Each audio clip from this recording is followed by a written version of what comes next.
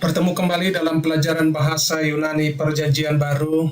Kita akan melanjutkan penerjemahan satu ayat dari kitab Injil Yohanes, dan ini merupakan lanjutan dari pelajaran kita yang terdahulu, di mana kita menerjemahkan satu ayat dari Injil Yohanes. Kita masih di pasal yang pertama, dan saat ini yang akan kita terjemahkan adalah Yohanes 1 ayat yang ke-23. Ini adalah ayatnya. Kita akan membacanya menurut pembacaan Erasmus atau Erasmian, dan jika Anda ingin mengikutinya, Anda bisa mengikuti, dan saya akan mencoba membacanya lebih lambat sehingga Anda bisa mengikuti. Mari kita baca bersama-sama. Efi ego phone bontos ente irene eutunate ten hodon kurio katos eipen Esaias ho propetes. Seperti biasa, yang akan kita amati terlebih dahulu adalah kata kerjanya. Karena kata kerja itu sangat penting. Dia yang merupakan the leading word, kata yang akan memimpin di dalam suatu kalimat. Oleh karena itu kita harus mengetahui dulu kata kerjanya, jenis kata kerjanya, atau arti daripada kata kerjanya. Dengan demikian, nanti kita akan lebih mudah untuk melihat the flow of the argument, the flow of the sentence. Kita akan bisa mudah melihat alur daripada sebuah kalimat. Mari kita perhatikan pertama-tama. Efe adalah kata yang pertama yang akan kita tandai. Kemudian kata yang berikutnya adalah boontos, dia adalah partisipol. Dan yang ketiga adalah eutunate, imperatif. Dan yang keempat adalah eipen. Anda tentu mengenali kata yang terakhir ini, eipen, atau juga sering muncul kata epon, mereka berkata atau dia berkata, itu sering muncul di dalam terjemahan yang sudah kita lihat sebelumnya. Nah, sekarang kita akan amati satu persatu dan kita berikan akan konjugasinya atau passingnya. Yang pertama, efe. Efe itu adalah second aorist active indicative third singular, tetapi bentuknya seperti ini juga bisa diartikan sebagai imperfect active indicative third singular dari femi.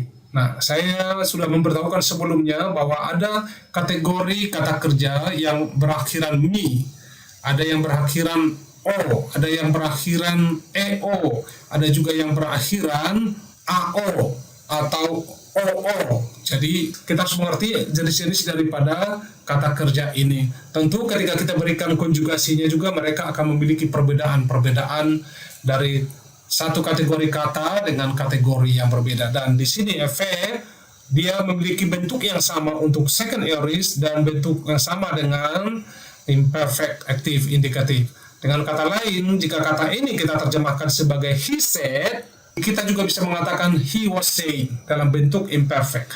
Dia berkata atau dia sedang mengatakan atau dia sedang berkata. Baik, yang kedua adalah ontos, dia adalah participle. Nah, di sini present participle, active, indikatif, genitive, masculine, singular. Dari boao artinya adalah shout atau call. Dalam kalimat di sini dia artinya menjadi shouting atau calling.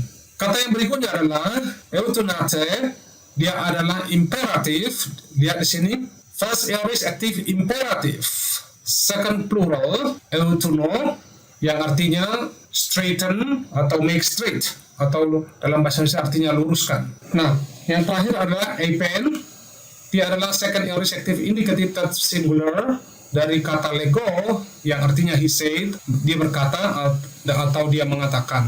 Nah, ini adalah analisa kita. Tentu kita mengenali juga ada yang namanya preposition di sini, kata depan n. Kata depan n dengan eremos. Eremos itu adalah desert, gurun pasir. Kata eremos, dia dikategorikan maskulin, tetapi dia memakai bentuk daripada feminin. Makanya kita lihat dari artikel daripada feminin ada di sini. Hodos, masih ingat hodos? Hodos itu adalah way atau jalan. Dan saya rasa tidak ada yang lain lagi di sini. Phone, masih ingat phone? Voice, suara. Kemudian prophetess, Esaias, Nabi Yesaya. Saya rasa tidak ada yang susah lagi di sini. Nah, sekarang kita coba terjemahkan dalam bahasa Inggris terlebih dahulu, setelah itu kita berikan terjemahannya di dalam bahasa Indonesia. Nah, di sini dia berkata, ego, voice. Dari sini, voice, sepertinya dalam bahasa Inggris tidak memiliki arti. Sebagai subjek, voice juga berbentuk nominatif. Bagaimana ini digabung dua-duanya? Maka sebenarnya di sini harus ada sisipan yang perlu kita masukkan dalam konteks bahasa Inggris. I am a voice. Jadi kata am di situ kita sisipkan agar memiliki suatu sense, suatu arti yang benar dalam arti bahasa Inggris. Nah, tentu di dalam bahasa Yunani hal itu tidak ada masalah. Itu adalah hal yang sempurna dalam penyampaiannya. Nah, di sini I am, or the voice, shouting. Nah, di sini ini adalah subjek daripada partisipan di sini. Jadi sebenarnya kita bisa tambahkan di sini kata lain di antaranya dengan mengatakan I am the voice which is shouting, or I am the voice which is calling in the desert, make straight the way of the Lord, just as Isaiah the prophet said.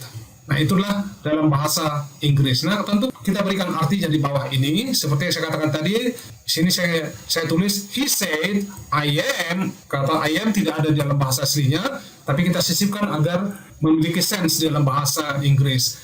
The voice which is shouting, or which is calling.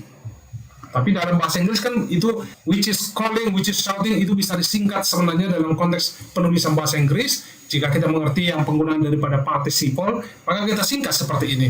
I am the voice shouting or calling in the wilderness, in the desert. Make straight the way of the Lord, just as the prophet Isaiah said. Dalam bahasa Indonesia, tentu kita terjemahkan hal ini dengan mudah. Dia berkata, dalam hal ini dia berkata itu adalah berbicara tentang dia menjawab pertanyaan mereka yang sebelumnya di ayat yang ke-22.